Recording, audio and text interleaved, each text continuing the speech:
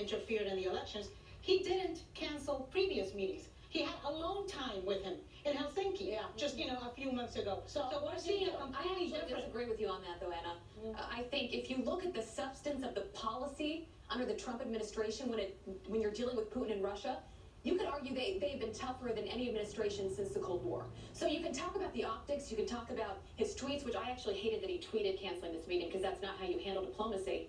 But no one ever talks about the actual issues and what's being done to combat Russia, because that's not the shiny object. No one cares about that. No one gives the president credit for anything that he does right. But isn't he? That's what Let me ask you something. Because of his relationship with Putin, and now that we know that he was, while he's saying America first, he's making deals with Russia.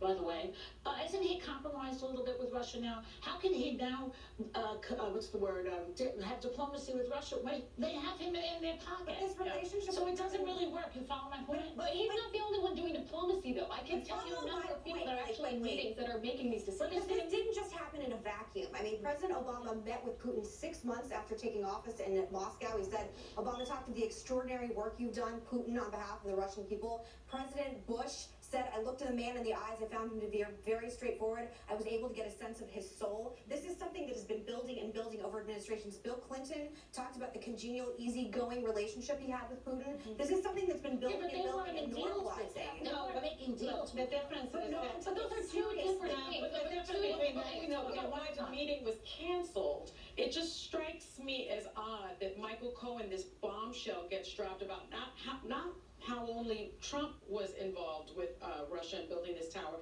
His children were also notified about it. And Ivanka is part of that as well. Now he is saying the reason he's the Trump Tower meeting, not the Trump Tower, well, I'm sorry, Trump two towers towers meeting with the spy. with the spy, and then there's also a building of the tower in Moscow. But now he's saying the reason he's not meeting with Putin is because he's upset because they haven't returned the Navy sailors to the Ukraine. When was he concerned about the Ukraine? Really,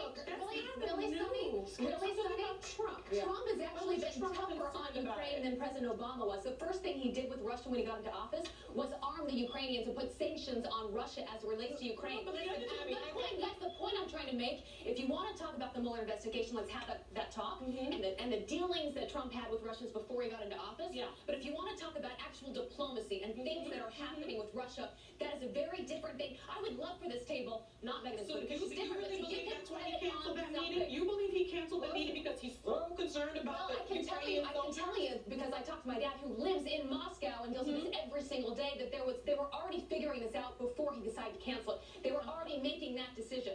So Really? what Okay, I see now are cable pundits that think they know everything about what's going on behind closed doors in diplomacy and come out on television and give facts that are actually inaccurate. When I'm actually talking to people that are in those discussions and know what's going on. Listen, Abby, your dad was not in the alone time that Trump had with Putin in Helsinki.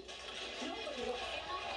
It was Trump, Putin, and some translators. I don't know if he was a translator. Maybe he was. I don't know if he speaks Russian. I will not defend what happened at press conference. I was one of the first to Let me just get, you've spoken a lot, let me just say one thing. I think what bothers a lot of Americans is the fact that something that happened in 2016, which had not happened before, and there were a lot of people, including your father, who were very upset with those meetings with Putin. I remember your father saying, when I looked into Putin's eyes, I didn't see his soul, I saw KGB. And he was right then, and he was right continuously. But what a lot of people are upset about right now that had not happened then is the fact that they interfered in our elections. Oh, and let if you me need more proof of that, Anna, let me ask you this.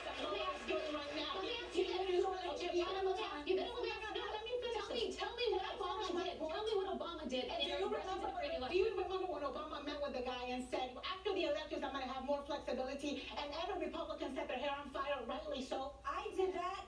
I mean, I just think that We all did. But didn't Obama also impose sanctions on Russia, which crippled their economy, and that's one of the reasons why Trump Jr. had that meeting? Magnitsky Act happened because of my father. It had nothing to do with Obama, and let's keep that very straight. But he did impose sanctions. I'm sorry, but the normalizing of what happened with Putin happened under Democrats' watch as well. Abby's 100% right on it. Nobody has cared about Putin until all the human rights violations, the annexing of Crimea, everything in the Ukraine, nobody cared until the elections. Don't tell me this isn't political. Because the elections are a bastion of our democracy, and coming after our elections, human rights should be as well. is an attack on our Human national rights, the future. torturing of Okay, you don't care about Sergei Magnitsky being tortured and killed for being someone who sounded the alarm? Ladies, but you're asking what is different now. Being